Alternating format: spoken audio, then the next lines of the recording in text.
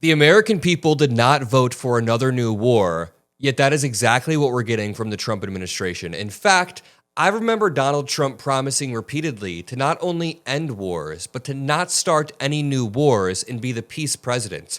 So far, what we've seen are potential war crimes in the Caribbean, a lack of ability to meaningfully end Israel's strikes on Gaza. We had like a 24-hour ceasefire, then it immediately fell through.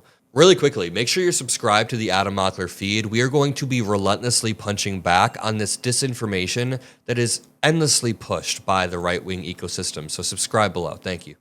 A lack of any ability to rein in Russia on their strikes against Ukraine. Donald Trump is being dog-walked, and this is all culminating into a war that the United States is very likely to start with Venezuela in the coming days or coming weeks. The Trump administration is quite literally recreating, following the same footsteps of prior Republican administrations who created deceptive lies saying that we're going to war to protect United States interests. We just need to stop them from attacking us. That's why we're going to war, and preemptively mobilizing carriers and putting U.S. troops at risk when it's a lie. There are deeper reasons, such as oil, such as attempted regime changes from the Trump admin, and we're likely to go to war with Venezuela. Trump is lying in the same way Bush did. Let's just jump in right here. Someone on Twitter points out, hey, MAGA, remember when they lied to you to go to war for oil with Iraq, saying it was about weapons of mass destruction? They claim that they were anti-war like they claim now. Now, they're lying to you to get into war with oil, for oil with Venezuela, saying it's about fentanyl. How obedient will you remain? Lucifer points out, the guy threatening war in Venezuela over cocaine is the same guy who just pardoned a cocaine trafficker, the former president of Honduras. Senator Adam Schiff and multiple Republicans are starting a Senate bid to block Trump from attacking Venezuela because you do need Congress's approval, congressional approval. Donald Trump said strikes on targets within Venezuela could begin very soon. We take the president's words seriously and literally. I'm working with Senators Kaine, Paul, and Schumer to prevent the Trump administration from dragging us into a war that Americans don't want. Senator Rand Paul just went live on Fox and railed against the Trump admin starting this war. Let me just point out some simple stats that I got.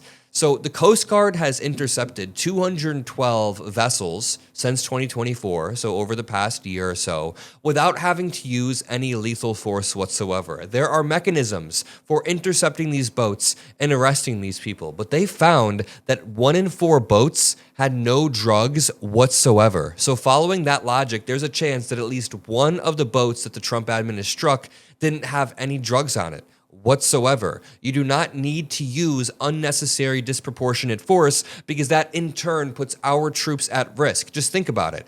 Senator Tom Tillis said it like this: our men and women also get into situations where they have a risk of being blown out of the water, and we're putting them all at more risk if we're lowering the bar for the rules of engagement. The United States, in the hypothetical world, is supposed to sort of lead the rules of engagement, which sounds kind of wicked and messed up, but the United States was supposed to be a leader in setting the tone for rules of engagement, and when we're doing shit like this, we're putting our troops at risk. Listen to Senator Rand Paul. The recent boat attacks.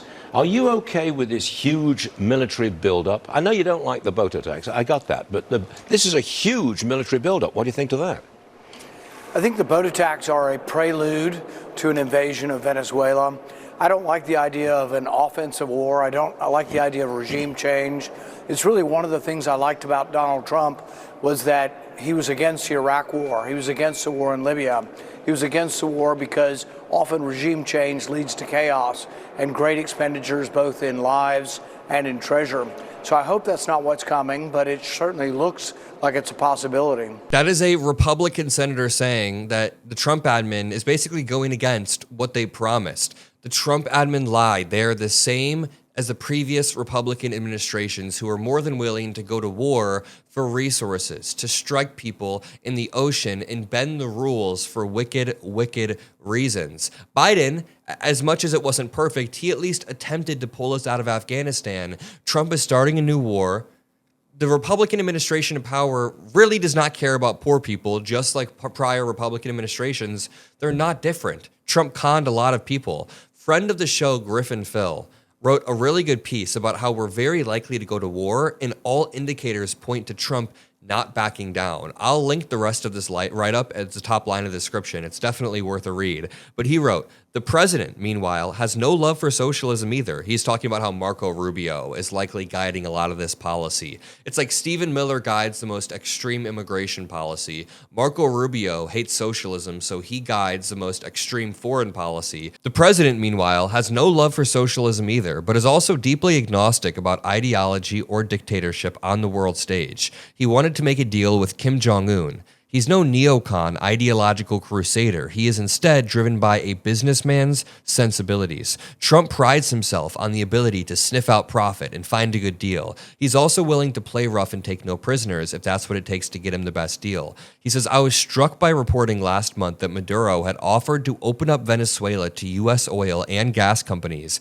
and abandon its alliance with Russia and China if the U.S. would allow him to stay in power. The fact that this offer was not accepted by the president signals that he intends to overthrow Maduro and place a more reliable U.S. partner in power, probably Maria Corina Machado. If this were all merely one big bluff by the U.S., we would have taken that deal. In fact, I suspect Maduro's offer actually reinforced Trump's desire to attack. The Venezuelan proposal was a huge sign of weakness, and no doubt our president smells blood in the water and is now launching a war without Congress that is illegal with illegal strikes. Republicans now have a new pivot. They're trying to pivot back to Obama, claiming that Obama did the same thing during his term when he did nothing near what Pete Hegseth has done in the first 10 months. I feel like it's true that all presidents over the past 20 years have pushed some of the limits on what's allowed, but this is a legitimate war crime. After 9/11, Congress passed anti-terror laws that allowed the president to arbitrarily designate any group he wants as terrorists, saying that you're a terrorist, and then he's able to strike those groups. Now, Obama used that in a rather correct way. He was actually targeting terrorists, like by the legal definition of terrorism, people who are enacting violence to change political policy in the United States. Terrorists were overseas killing people, enacting political violence, doing terrible things in overseas countries, so Obama justifiably struck them. What the Trump administration is doing is arbitrarily designating people terrorists when we don't know if there's drugs on the boat, when drug dealers aren't terrorists. As friend of the show Griffin Phil points out, he says, drug smugglers are businessmen. They don't commit acts of violence in a terroristic way for political projects. Any acts of violence committed are to further their profits, not political goals. So Donald Trump is improperly classifying them as terrorists so he can justify striking the hell out of boat after boat after boat. One of 4 of these boats don't even have drugs in them whatsoever. And at the end of the day, we should minimize drug trafficking into the United States. We should do whatever we can to minimize drug trafficking, but within the bounds of the law, within the bounds of a civilized society or civilized globe. Because once we begin to strip due process away from people, once the president of the United States realizes it's okay for his administration to strip due process from someone like Kilmar Armando Abrego Garcia, who was wrongfully deported and then brought back to the United States, other people that are thrown into vans, people overseas who are struck, then your due process is also at risk. Again, it puts our people at risk, our soldiers at risk when they're overseas if we are lowering the bar for the rule of engagement over and over and over. I'm going to leave it there, but I just want to loop back to what I was saying. The American people did not vote to go to war, yet the Trump admin is dragging us into a war and people aren't talking about it enough. So drop a like, subscribe. I'll see you all in the next video. Peace out.